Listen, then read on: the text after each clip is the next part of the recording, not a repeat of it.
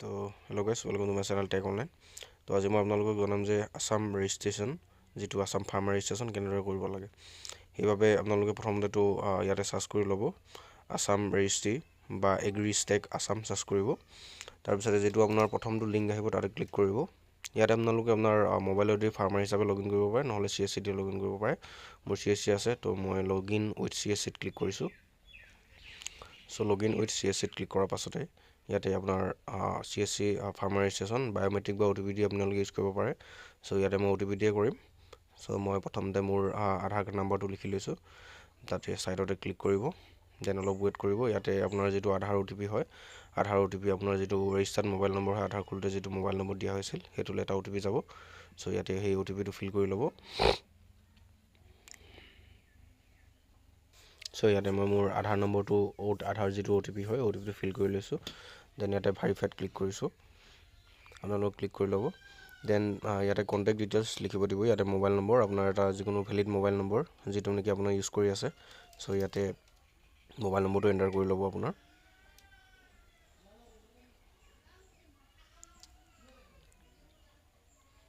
চ' mobile number enter কৰাৰ পিছতে ইয়াতে ছাইডত আপোনালোকে ক্লিক কৰিব। দেন আপোনাৰ এটা OTP যাব সেই মোবাইল নম্বৰত। চ' ইয়াতে OTPটো ফিল কৰি ল'ব।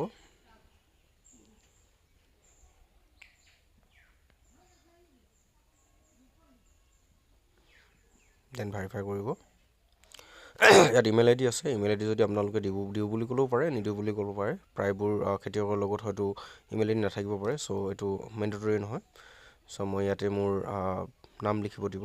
তো ইয়াতে মই নামটো লিখি ল'ম। এতিয়া ফাৰ্মাৰ নেমটো অট'মেটিক আহি যাব। ইয়াতে আপোনালোকে অসমীয়াত লিখিব লাগিব। চ' মই ইয়াতে ৰদালি ইউজ কৰিছোঁ। আপোনালোকে ৰদালি ইউজ কৰিব পাৰে, নতুবা আপুনি বেলেগ যদি ছফ্টৱেৰ আছে আপোনাৰ লগত দেন সেইটো ইউজ কৰি আপোনালোকে লিখি ল'ব পাৰে। চ' মই ইয়াতে ৰদালি ইউজ কৰি ইয়াতে নামটো অসমীয়া লিখি লৈছোঁ।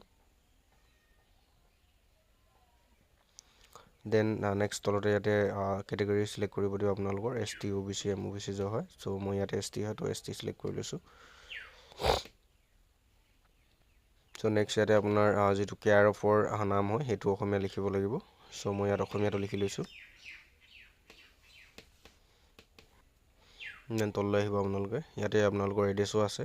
এড্ৰেছটো আপোনাৰ যিটো এড্ৰেছ লিখা আছে, এড্ৰেছ এণ্ড ইংলিছত যিটো লিখা আছে, চ' ইয়াতে অসমীয়াটো মই লিখি লৈছোঁ এড্ৰেছটো। নেক্সট তললৈ আহিব আপোনালোকে। ইয়াতে লেণ্ড অ'নাৰশ্বিপ ডিটেইলছ আহিব, ইয়াতে অ'নাৰ দিব। তাৰপাছতে তলতে অকুপেশ্যন ডিটেইলছ, ইয়াতে প্ৰথমতে আপোনালোকৰ যিটো ডিষ্ট্ৰিক্ট হয়, যি ডিষ্ট্ৰিক্টত আপোনাৰ মাটি আছে, চ' ডিষ্ট্ৰিক্টটো লিখিব। দেন নেক্সট সাব ডিভিজনটো লিখিব। তাৰপিছতে ইয়াতে আপোনাৰ যিখন গাঁৱত আপোনাৰ মাটিটো আছে, চ' ইয়াতে গাঁওখনৰ নাম লিখিব। দেন ইয়াতে আপোনাৰ ছাৰ্ভে নম্বৰটো লিখিব লাগিব। যিটো আপোনাৰ অনলাইন ডিজিটেল পট্টা আহিব, সেই ডিজিটেল পট্টাটোত আপোনালোকে চাব যিটো নিউ ডাক নম্বৰ আছে তাতে ক্লিক কৰিব। নিউ ডাক নম্বৰটো দিয়াৰ পাছতে ইয়াতে তিনিটা আপোনাৰ নাম যিটো হয় সেই নামটোত ক্লিক কৰিব। দেন টিক কৰিব। দেন ছাবমিটত ক্লিক কৰিব। এই ছাইটতে আপোনাৰ ভেৰিফাই অল লেণ্ডছ আছে, চ' তাত এবাৰ টিক কৰি দিব। নেক্সট তললৈ আহিব। আপোনাৰ ছ'চিয়েল ৰেজিষ্ট্ৰি ডিটেইলছ, এইটো দিওঁ বুলি ক'ব পাৰে, নিদিওঁ বুলি ক'ব পাৰে। দিওঁ বুলি ভাবি ইয়াতে আপোনাৰ BPL কাৰ্ডৰ ডিটেইলছটো দি দিব পাৰে। দেন বাকী চববোৰ ক্লিক কৰি ইয়াত প্ৰচিড টু ই-চাইনত ক্লিক কৰিব। দেন ইয়াতে এটা টিক কৰিব দিব, আই হিয়াৰ বাই অথৰাইজটোত টিক কৰিব। দেন ইয়াতে আপোনাৰ আধাৰ নম্বৰ যিটো এপ্লাই কৰি দিছিলে এতিয়া, সেই আধাৰ নম্বৰটো আকৌ এবাৰ দিব। আধাৰ নম্বৰ দিয়াৰ পিছতে ইয়াতে চেণ্ড OTPত ক্লিক কৰিব। চেণ্ড OTP ক্লিক কৰাৰ পিছতে যিটো আপোনাৰ আধাৰ কাৰ্ডৰ ৰেজিষ্টাৰ্ড মোবাইল নম্বৰ হয় তাতে এটা OTP যাব। সেই OTPটো ইয়াতে ফিল কৰি ল'ব আপোনালোকে। চ' ইয়াতে মই OTPটো ফিল কৰি লৈছোঁ। তাৰপিছতে ভেৰিফাই OTPত ক্লিক কৰিব।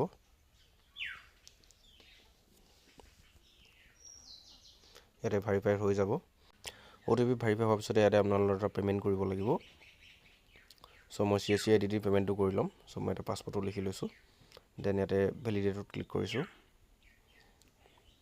চ' ইয়াতে মই ৱালেটৰ পৰাই পে'মেণ্টটো কৰি দিম। চ' ৱালেট পিনটো লিখি লৈছোঁ। দেন পে'ৰ ওপৰত ক্লিক কৰিলে হৈ গ'ল। চ' ইয়াতে পে' কৰি দিছোঁ। চ' ইয়াতে পে'মেণ্ট ছাকচেছ লিখি আহি যাব। তো ৰিডাইৰেক্ট হৈ ইয়াতে ৰেজিষ্ট্ৰেশ্যন ছাকচেছফুল লিখাকৈ এটা কমপ্লেইন মেছেজ আহি যাব। এইটো অনৰ মেছেজো যাব। মই ডাউনলোড PDF-ত ক্লিক কৰিছোঁ। চ' ডাউনলোড PDF এইটো আপোনাৰ যিটো ৰিচিভ হয় এইটো আপোনালোকে প্ৰিণ্ট কৰি ৰাখিব পাৰে, নতুবা আপোনালোকে ছেভ কৰি ৰাখিব পাৰে। দেন মানে ফিউচাৰ ৰেফাৰেঞ্চৰ কাৰণে আপোনালোকৰ দৰকাৰ হ'ব। আপোনালোকে আপোনাৰ এপ্লিকেশ্যনখন পেণ্ডিং আছে নে নাই, এপ্ৰুভ হৈছে চাবৰ কাৰণে আপোনালোকৰ যিটো এণ্টনমেণ্ট নম্বৰ হয় সেইটো দি আপোনালোকে চেক কৰিব পাৰে। তো ডেটছ ইট, এনেদৰে আপোনালোকে এপ্লাই কৰিব পাৰে। তো থেংক ইউ।